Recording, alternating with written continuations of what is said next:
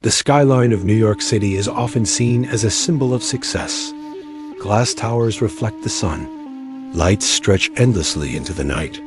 Millions of people look at it and see opportunity.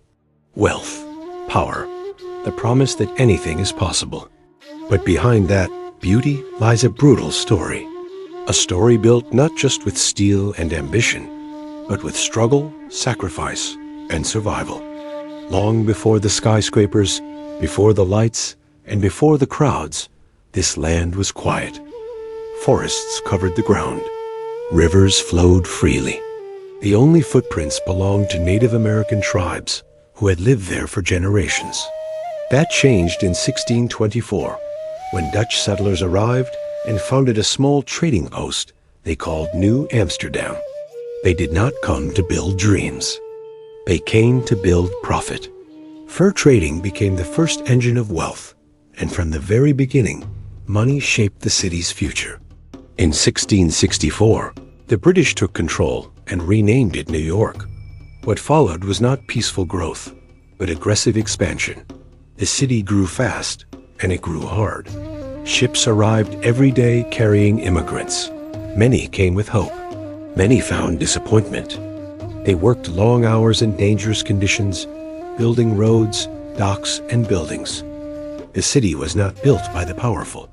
It was built by the desperate. By the 1800s, New York had become the gateway to America. Millions of immigrants passed through Ellis Island, carrying everything they owned in small bags. They escaped famine, war, and poverty, believing this city would save them. But the reality was harsh. Families lived packed together in tiny apartments. Children worked in factories. Disease spread quickly. Survival was never guaranteed. Yet, at the same time, something else was rising: money. In Lower Manhattan, a small street began to change the world. This was Wall Street. What started as a simple trading area became the financial heart of not just America, but the entire world.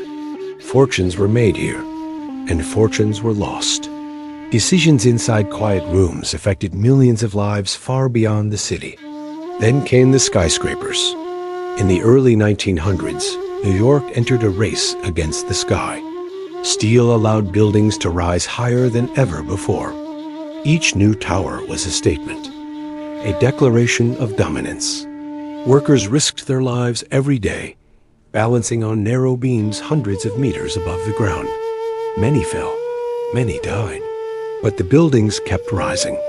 The skyline became a symbol, but it was built on invisible sacrifice. Even icons of hope carry hidden pain. The Statue of Liberty welcomed millions, promising freedom. But freedom did not mean easy. It meant struggle. It meant competition. It meant proving your worth in a city that never stopped moving. New York survived fires, riots, economic collapse, crime waves, and even terrorist attacks. Each time it was wounded. Each time it rebuilt. Because New York does not grow through comfort. It grows through pressure. Today, when people look at the skyline, they see beauty. But what they are really seeing is history. Every tower is a story. Every street is a memory. Every light represents someone who came here with nothing and fought to become something. The skyline is not just architecture. It is evidence. Evidence of humanity at its most ambitious and its most brutal. But the most defining moments in New York's rise did not come during its victories. They came during its darkest hours. In 1929, the illusion of endless growth shattered. Inside the buildings of Wall Street, panic spread like fire. Men who had become rich overnight lost everything in a single day. The stock market crashed, triggering the Great Depression. Banks failed. Businesses collapsed. Thousands lost their jobs. Some lost their homes. And some, unable to face the fall, chose to end their lives. The same city that had created dreams was now destroying them. Yet even in economic ruin, New York refused to stop building. In 1931, during the worst financial crisis in modern history, workers completed the Empire State Building.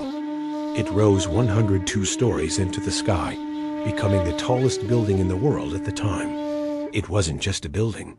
It was a message. A declaration that even when broken, New York would continue to rise. Workers, many of them immigrants, risked their lives daily, walking across steel beams with no protection. Their courage became part of the building itself. At the same time, the city's streets told a different story. Crime grew, poverty spread, neighborhoods suffered. Organized crime families took control of entire areas. Names like Al Capone became legends, and although his empire stretched beyond New York, the city was deeply connected to the underworld economy. Violence became part of daily life for many residents. Survival required toughness. Weakness had no place here. But New York's greatest test was still waiting. On the morning of September 11th, 2001, the world watched in horror as two planes struck the towers of the World Trade Center. Within hours, both towers collapsed. The skyline was torn open. Nearly 3,000 people lost their lives. Firefighters ran into collapsing buildings. Strangers helped strangers. Fear, smoke, and silence covered the city. For the first time in generations, New York looked fragile. The attack was not just destruction. It was a message. A message that even the strongest city could bleed. But what followed revealed something deeper: unity. In the days after, the streets filled with people, not running away, but standing together. Volunteers worked without rest. Families searched for loved ones. The city mourned as one. Where the towers once stood, there is now the One World Trade Center. Taller than the originals, stronger. Not just a replacement, but a symbol. A symbol that New York could be wounded, but never erased. This pattern had defined the city from the beginning. Destruction, rebirth. Even the Brooklyn Bridge, one of the oldest and most beautiful bridges in the country, carries a brutal past.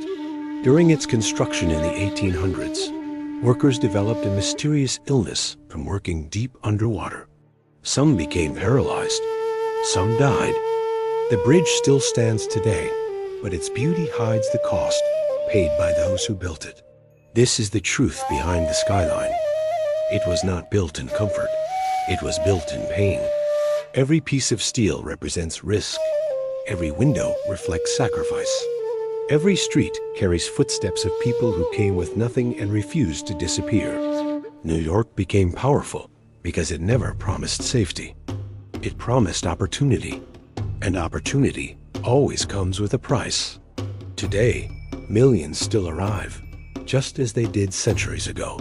They step into the noise, the pressure, and the competition. Some will succeed, some will fail, but all will become part of the story.